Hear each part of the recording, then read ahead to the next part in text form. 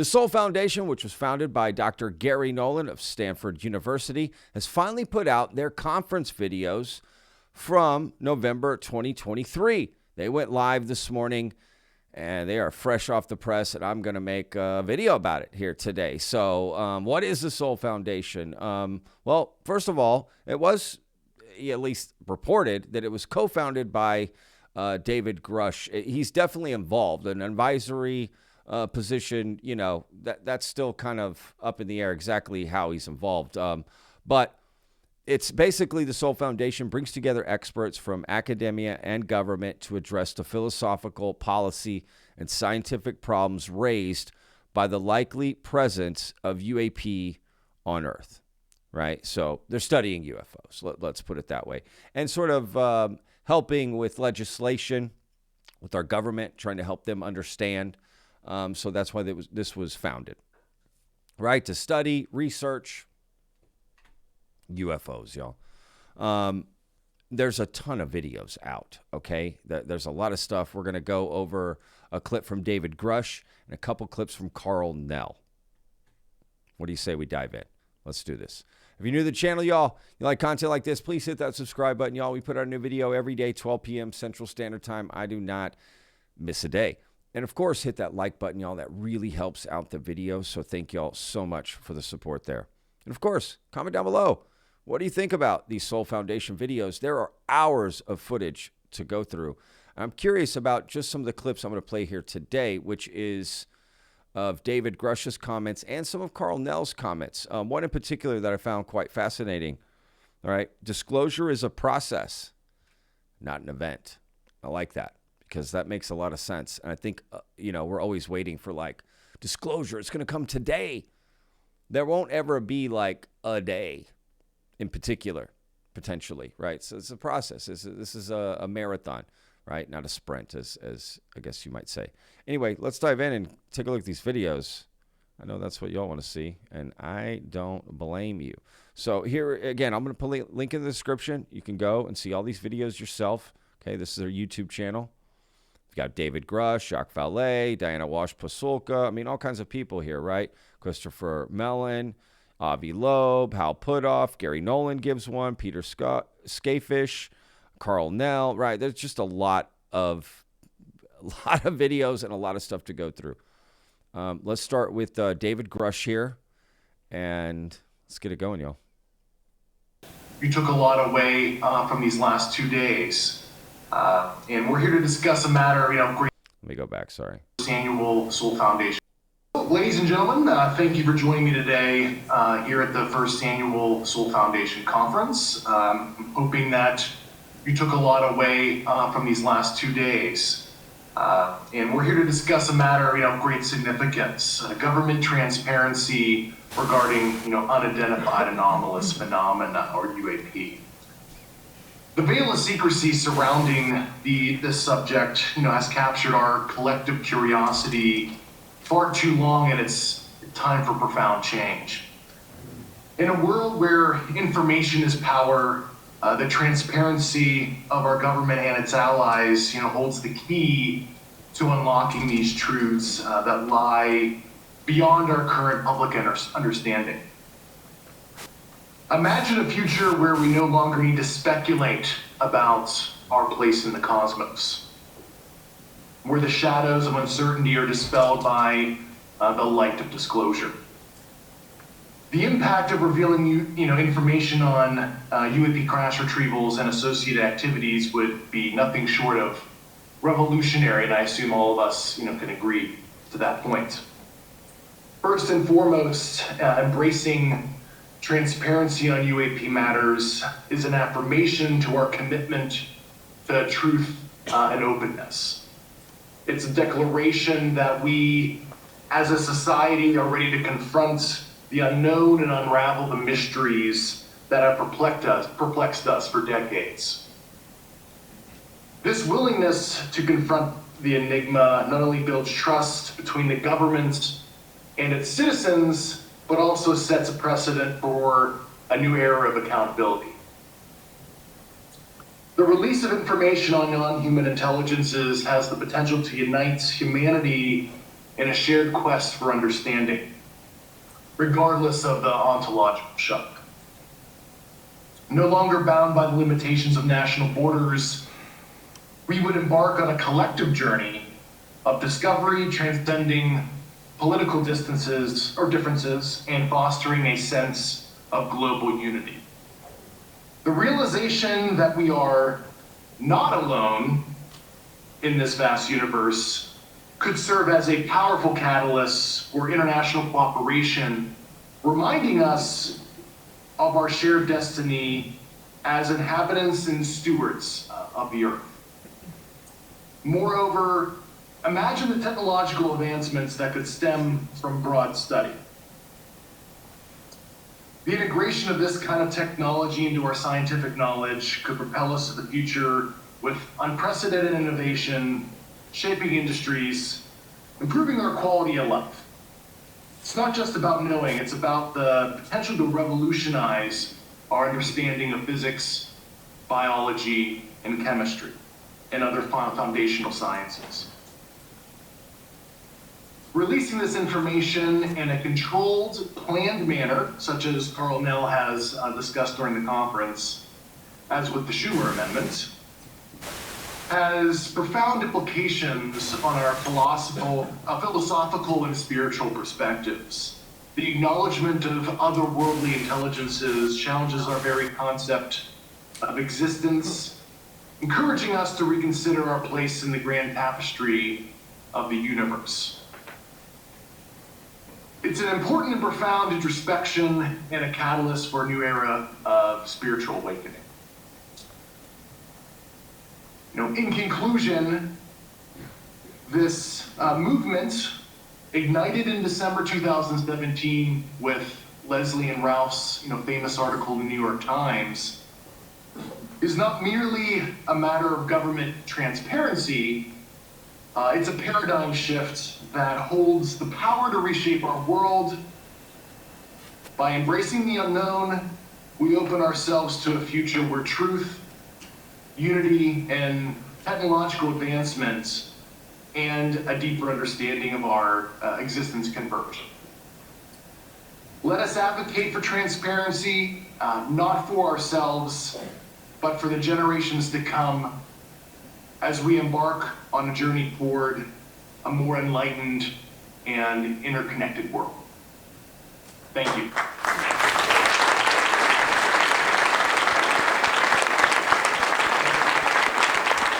Go ahead, you can clap, y'all. You can clap. Good for David Grush. He deserves that, man. What I found funny, just quickly, is like how his camera and everything, like, you know what I mean? It was in the audio. But again, I've seen them do that before. Like, I remember that Tubi Revolution, not Tubi Revolution, the UFO Revolution on Tubi, the TMZ Presents, right? That Jeremy Corbell 3-part documentary. And they interviewed David Grush, right? And it was just like this, right? It was just all like choppy and camera was going everywhere. I think I said in that video too. In an odd way, I find that endearing of David Grush because he's not so much worried like, how do I look? How's the camera? How's the lighting? Make sure I look good, right? He's about the message. You can just tell that from him, right? He's got this quality about him that makes him seem very endearing and genuine.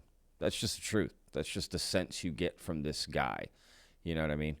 And yeah, it's a great speech and, it's true, right? The profound implications of this. And I think that's what the whole Soul Conference is about. I think honestly, it's something you can get behind whether or not you believe, we have the craft or not. I don't think you need to believe David Grush's thing. Again, right? I don't think any of that's important to believe it or not believe it. UAP is something we should be studying and looking into. I mean, it seems obvious to me. Whether you're on the fence or not, I think all hands on deck here. So yeah, found this video fascinating. And real quick, guys, here I'll do it myself. Boop, give it the like, give it the subscribe, y'all. Right, that's what we want. So make sure you guys go to these videos and do that, right? Watch them, like them. Go ahead and subscribe to the Soul Foundation. I'm not sure what else is bound to come out, like content-wise, but that would definitely just help them get their videos seen more. So anyway, let's go to the next clip here. This is Karl Nell, right? Hang on 1 second. And I'm gonna actually increase this. Oh, okay. Let's just do this. All right. So I want you guys to be able to see this entire. I might have to zoom in on it. In fact, I think I do. Right. So y'all can see that. Yeah. All right. Here we go. But I think a lot of folks would agree that the problem comes in when you actually want to address what the underlying issue is. And so if you look at what Arrow is doing, for instance, what problem are they actually solving? UAP is so broad, even in an operational sense, it could be probably 4 different problems, right? It could be the air trash range safety problem that Ryan Graves has highlighted so effectively. It could be the intel problem, intel surprise problem of the China balloon, if you will. It could be, foreign strategic reconnaissance, or it could be unknown, or it could be technological surprise, right? So those are a range of problems that are all kind of different in how you would address them. Range safety and airspace deconfliction is a joint all-domain command and control problem. It's a real-time safety issue. The intel surprise issue is a national security defense issue. The technological surprise issue is an R&D issue. So you've got this range, and we're not even getting to the potential metaphysical consciousness, other aspects of the problem.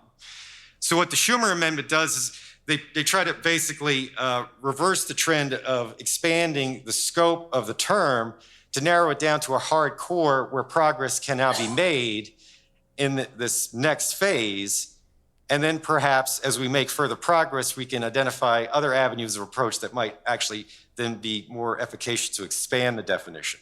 So let me read here what the actual legislation says so we know specifically what they intended with Schumer.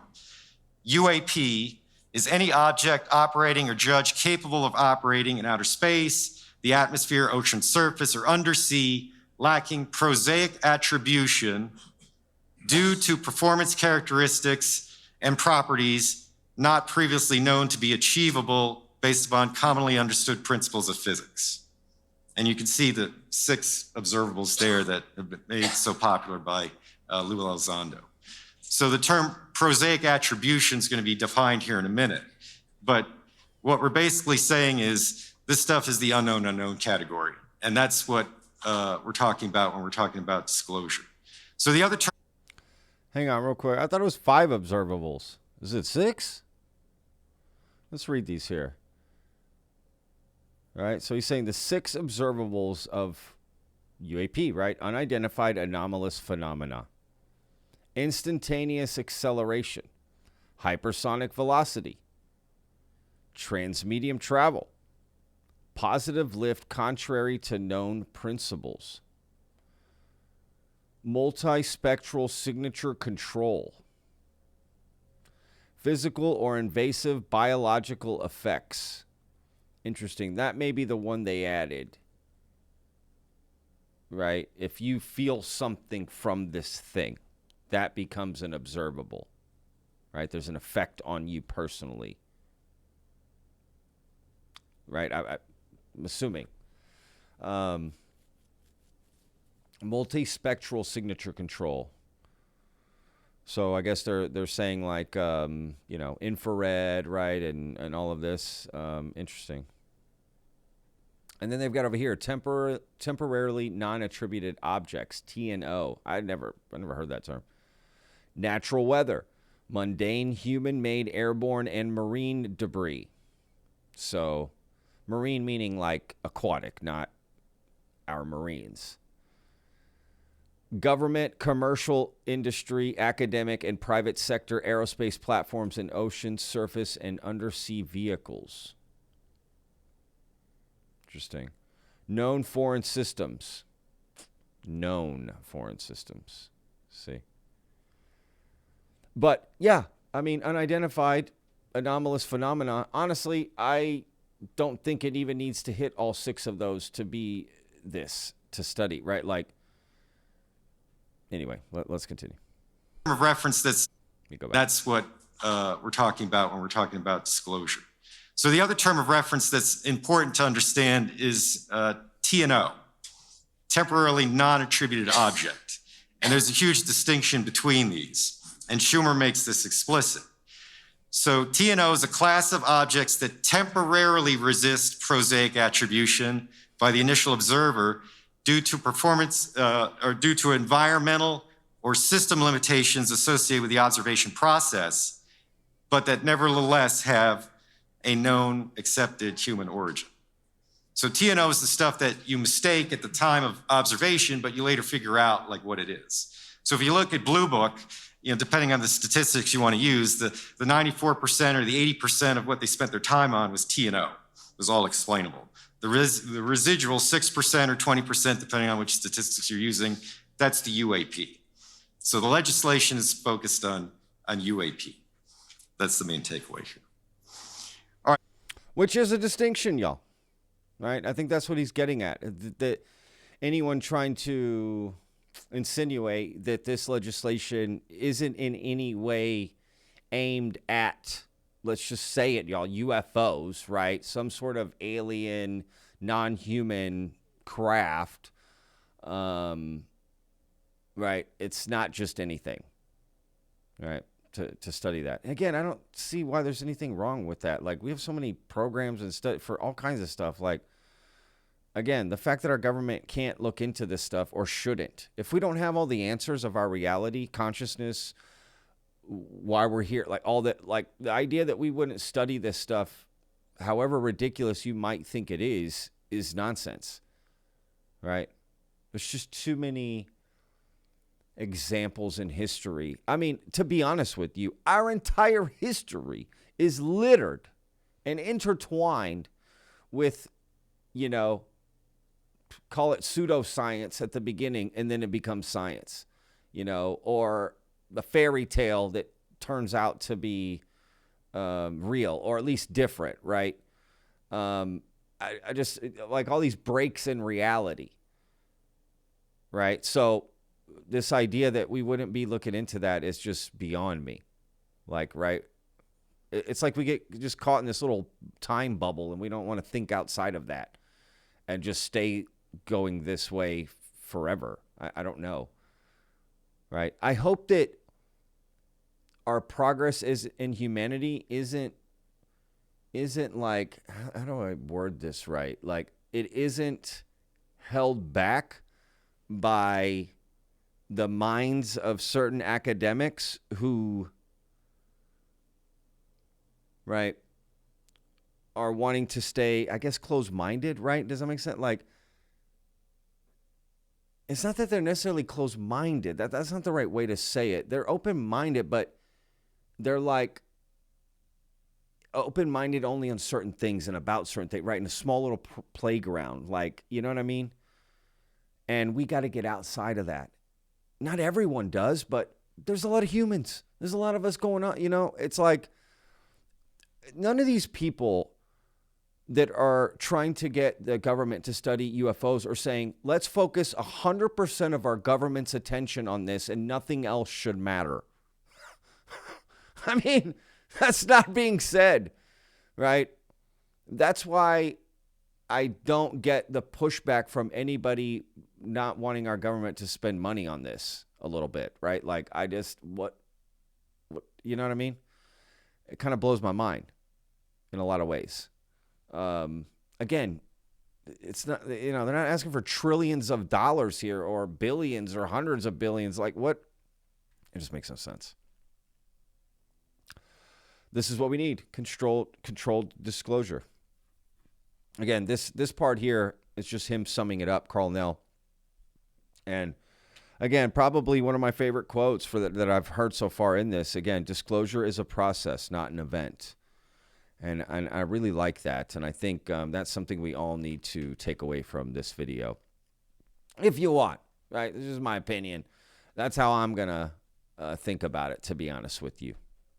Just in summary, I'd like to say, disclosure is not a process, but the way to make progress is probably the way Diana outlined, which is this collaborative, emergent interaction that creates more than the sum of the individual parts, which I think is what actually created and allowed Schumer to happen.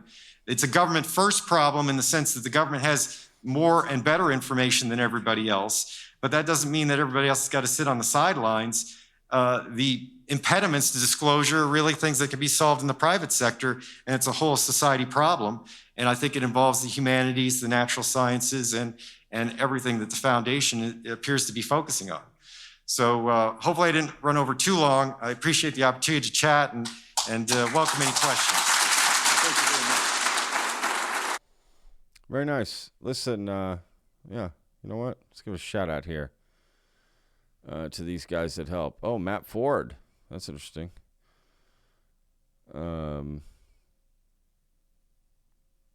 But hey, they needed volunteers. Editing this stuff is not easy. Doing this kind of work is not easy. So shout out to these guys who got this done. As far as I know, they were volunteers and were not being paid. So here's a little shout out to them. I've done video work, like I've done even conference work. Actually done conference work way bigger than this, all by myself. With, just, it's not easy. It's like once you get all the footage back and have to scrub through it all, and it's oh my God, it is a lot of work. So shout out to these guys for doing all that work, that we're all going to get to enjoy this content. Again, you don't have to agree with everything that's in the videos, but you can respect the work that was put in to get this out for you to hate it or love it or whatever, right? So you can at least throw just a little respect towards them, putting it out that way, if that makes sense, for the people that worked on this. So thank you. That's legit. Now, what's in all the videos and stuff, I don't know. Right? We'll find out as we go through. I'm very interested to see a lot of them. Again, I'll spend the next few days making. I am going to make more videos about this. I've got to watch them and figure out, what's going on, right? Which ones. And there's a lot to go through, guys. There's hours and hours of footage and presentations. And then I got to take notes, right? There's a lot to pay attention to as well. It's a very sort of technical event too. And I'm sure everyone's going to want to know all the little nuggets and details. And I'm sure it'll be spreading around on Twitter. So I'm very curious to read all the comments about this, especially as you guys start going through the videos yourselves and seeing what's out there. So, yes. Oh, and real quick, I guess I didn't. Boom. I will give that a like. It's the same video, right? And I already subscribed in the other one, so that's why it doesn't show that I subscribed. But if I hit it again, it's just doubling. So anyway, definitely, guys, like I said, go to their, website, their YouTube channel, all that. Check it out. See what you think. Curious. I don't know what else will come from them. I mean, this is a lot already, but I don't know if they have other conferences lined up, what else is happening. I know Gary Nolan gave an update that they're just looking for more volunteers to do more work. What that is, I don't know. Are they putting together another conference? I'm sure. Is it just going to be an annual thing? Possibly. So we'll wait and see. One quick thing before I go. This is the last thing I'm thinking about. Is this was made in November of 2023, right? So it will be interesting to see the feedback, knowing what we know now, right? In hindsight, meaning we know what happened to the Schumer Amendment, how it got gutted, but it did get signed into the National Defense Authorization Act, right? And now what is going to be done about moving forward with this, right? Because in a lot of these presentations stuff, it's kind of assuming that, there'd be this board, there'd be all these things in their legislation that would help them with this. So I'm curious, I guess, just how that changes some of this, right? Watching it, just knowing that. Does that make sense? The filter it's going to go through. But also, what changes? Is it a new game plan that they've got to put out?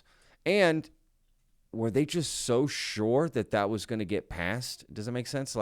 Was that just a total shock that it got gutted? or, you know, like how they must have been so sure that that was going to go through in a lot of ways, if that makes sense, right? So maybe they knew something we didn't. Yeah, I don't know. Curious. Anyway, curious to read all the thoughts and opinions and theories about all of this.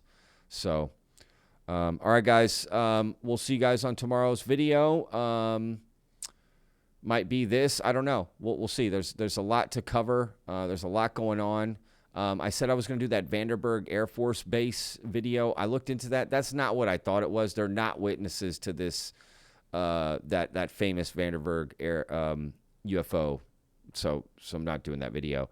But remote viewer number 1, Sean Ryan, John McGonigal, I think is his name. Gosh, I'll probably pronounce that right. But it's a 6-hour interview, so I'm going to be covering some of that, but it's just a lot to get to. Plus, I didn't know all this was coming out today. I just found that out last night, and then boom, that the Super Bowl, you know, a lot going on. So, yes, you know, and yeah, the Super Bowl, you know, what did y'all think of all the UFO, you know, content they had in it? I wanted to make a video about all the UFO commercials and everything, and maybe I still will, but I don't know. This kind of popped up, and I thought this was more important. People were going to want to hear about this. So anyway, thank y'all for watching. We'll see you tomorrow, 12 p.m. Central Standard Time. Remember, vetters, every day is a gift. Peace.